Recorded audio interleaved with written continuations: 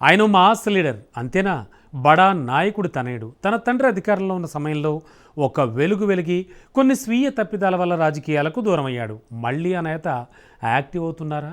కుల సంఘాల సపోర్ట్తో సెకండ్ టర్మ్ గట్టిగా రాజకీయ రంగేట్రం చేయనున్నారా?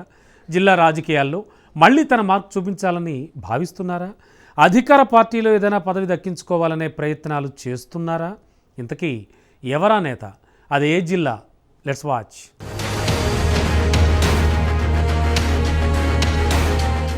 Dharmapuri Srinivas alias DS. ఈ పేరు తెలియని రాజకీయ నాయకులంటూ ఉండరు. జిల్లా రాష్ట్ర రాజకీయాల్లో చక్రం తిప్పిన నేత. 2 పర్యాయాలు పీసీసీ పగ్గాలను చేపట్టి పార్టీని అధికారంలోకి తీసుకొచ్చిన యోధుడు. అతని పెద్ద కుమారుడే ధర్మపురి సంజయ్.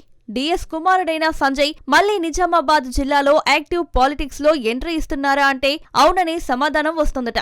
సొంత బలగాలను చేరదీస్తూ ప్రస్తుత రాజకీయాలపై అనుచరులతో సమావేశాలు సాగిస్తున్నట్టు తెలుస్తోంది. ఈ వ్యవహారం ప్రస్తుతం నిజామాబాద్ జిల్లా రాజకీయాల్లో చర్చనీయాంశంగా మారింది.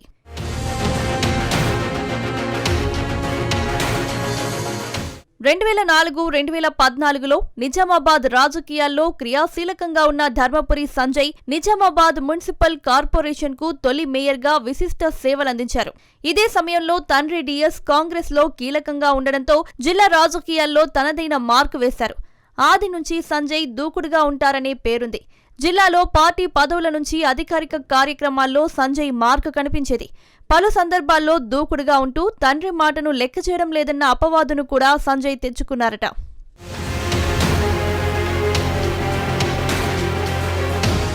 2009లో మేయర్ పదవి ముగియడం, రాష్ట్ర ఆవిర్భావం తర్వాత కాంగ్రెస్ బలహీనపడటంతో సంజయ్ కాస్త దూకుడు తగ్గించినట్లు కనిపించిందట. నిజామాబాద్ రూరల్ నుంచి 2014లో పోటీ చేసిన తండ్రి ధర్మపురి శ్రీనివాసరావు ఓటమితో సంజయ్ ప్రభావం కూడా తగ్గిందట. అప్పుడే బీఆర్ఎస్ కూడా అధికారంలోకి వచ్చింది.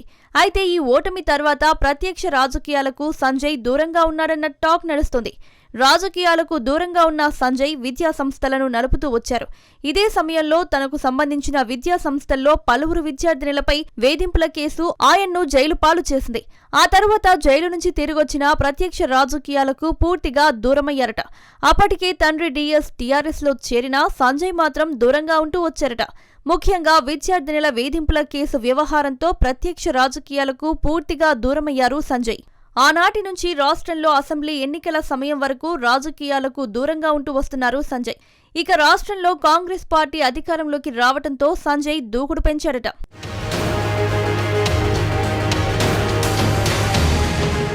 తాజాగా రాష్ట్రంలో మారుతున్న రాజకీయ సమీకరణాల నేపథ్యంలో సంజయ్ మళ్లీ యాక్టివ్ అవుతున్నట్టు సమాచారం. తన అనుచరులు సన్నిహితులతో వరుసగా భేటీలవుతూ ఫుల్ బిజీ అవుతున్నారట.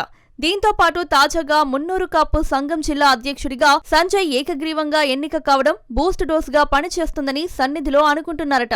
నిజామాబాద్ జిల్లా మున్నూరు కాపు సంఘం జిల్లా అధ్యక్షుడిగా ధర్మపురి సంజయ్ ఈ నెల 23న ప్రమాణ స్వీకారం చేశారు.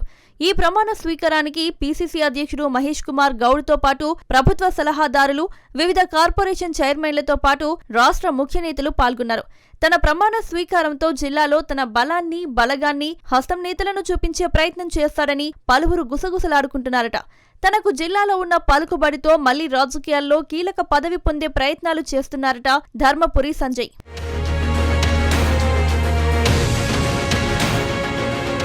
తొలి మేయర్గా మంచి పేరు తెచ్చుకున్న సంజయ్ కు ప్రస్తుతం జిల్లాలో కార్పొరేటర్లు, కీలక నాయకులు ఆయన అనుచరులుగా ఉన్నారు. సంజయ్ మళ్లీ పాలిటిక్స్ లో రీఎంట్రీ ఇస్తే వీరంతా ఆయన వెంటే నడిచే పరిస్థితులున్నాయట. అయితే ఇన్ని రోజులు యాక్టివ్గా లేని సంజయ్ ఇప్పుడు పావులు కదపడం చర్చనీయాంశంగా మారిందట. అయితే మొదటి నుంచి తండ్రి వెన్నంటే ఉన్న సంజయ్ తన కులబలంతో మళ్లీ రాజకీయాల్లో కీరోల్ నిర్వహిస్తారా? తన తండ్రి డిఎస్ రాజకీయ వారసత్వాన్ని హస్తం పార్టీలో కొనసాగిస్తారా? కాంగ్రెస్ పార్టీలో సంజయ్కి కీలక పదవి వరిస్తుందా? వేచి చూడాల్సిందే.